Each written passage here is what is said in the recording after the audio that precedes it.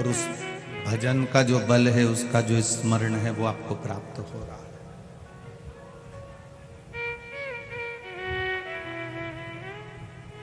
शिव तत्व से प्राप्त हो रहा है।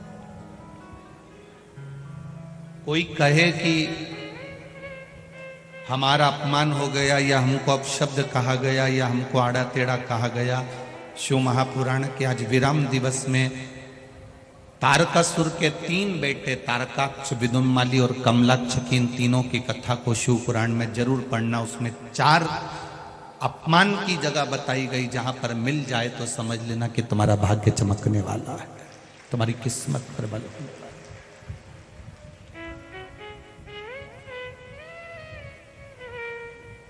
मां की गाली में, मां की बद्दुआ में भी दुआ होती है।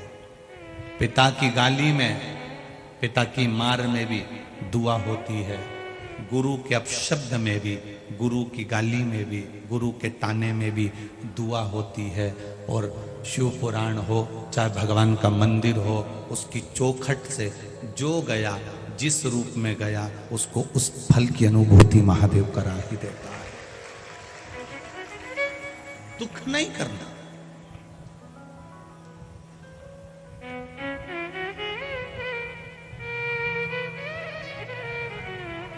अवंतिकापुरी की धरा में अगर कथा हो रही है, अवंतिकापुरी की चौखट पर, महाकाल राजा की भूमि पर, मां छिपरा के तट पर, मां हरसिद्धि की गोद में अगर ये शिव पुराण की कथा हो रही है, तो इसको कराने वाला मेरा जो काल अधिपति है, हरसिद्धि माता, चिंतामन गणेश, काल भैरव, छिपरा मैया जो करा रही हैं, उनने क्या दिया आपको, ये आप जान सकते हैं। भजन का जो बल है वो बढ़ना चाहिए। महाराज, कपड़ा कितनी बार बदल लोगे, पर कर्म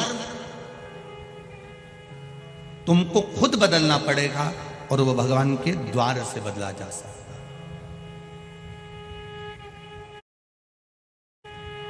तारकासुर के 3 बेटे तारकाक्ष, विदुम्माली और कमलाक्ष की तीनों, पिता के जाने के बाद इनके मन में थोड़ा सा ये भाव जागृत हो गया कि हमको युद्ध करना है।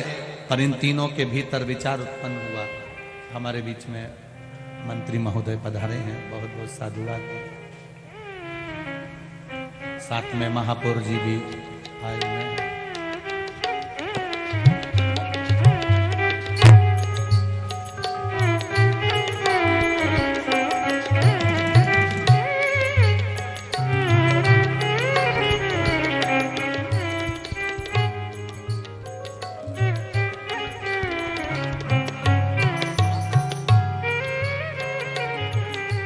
हमारे यहाँ की सभापति अध्यक्ष जी भी पधारी हुई हैं।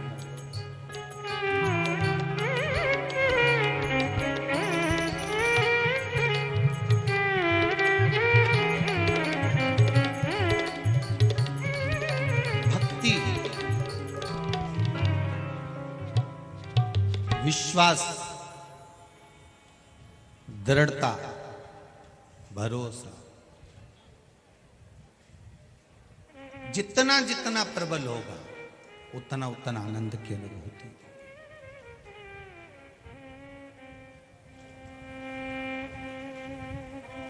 जब यहां से जाओ, उज्जैनी से जब जाओ, अवंतिकापुरी से जब जाओ, तो बाबा से विनती कर कर जाना, दादा अब मैं यहां से जा रही हूं, तेरे भरोसे पर जा रही हूं। मेरा विश्वास कहता है तू इतनी खुशियां देगा, मेरी झोली भर देगा, और मैं फिर खुश होकर यहां पधारूंगी। ऐसी कृपा कर।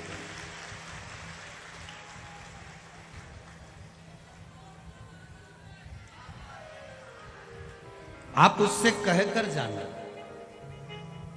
समापन है, विराम है, विदाई है।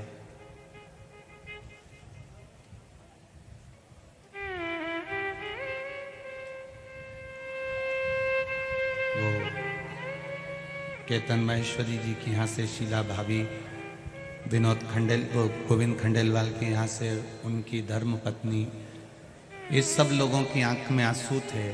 रात को जब चर्चा हो रही थी, बात हो रही थी, गुरुजी इतने सालों के बाद योग लगा, फिर वापिस वो विदाई का क्षण आ जाता है, फिर जाते हैं। हम इतना सा जरूर कहना चाहेंगे कि यादें इस हृदय में अटल विश्वास के साथ धरोहर बनकर जा रही है। अटल धरोहर कहा,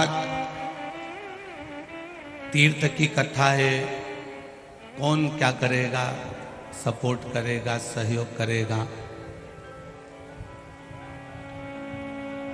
सीहोर से जब समिति चली थी, 6 गाड़ियां भरकर, बड़े बड़े ट्रक भर भर कर भोजन का सामान लेकर यहाँ पर पहुंची थी और सीहोर आश्रम पर खबर कर दी थी कि 3 ट्रक सामान और संभाल के रखना, फिर वो बुलवा लेंगे। पर वो 3 ट्रक को लाने की जरूरत नहीं पड़ी।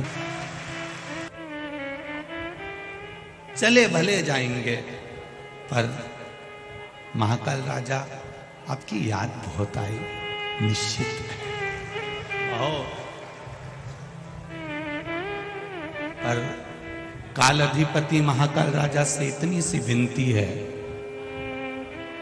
बेटे से त्रुटि हो जाए और बेटा अगर भूल जाए तो बाप कभी मत भूलना, इस पुत्र को और इन बच्चों को, संतान को ना भूलना। बड़ी खुशी, बड़ा एक उमंग, बड़ा उत्साह, बड़ा आनंद अवंतिकापुरी में रहा है। बड़ा ये उज्जैनी में ये मंदिर के ट्रस्ट, मंदिर संभालने वाली प्रशासनिक व्यवस्थाएं तो अब चालू हुई है।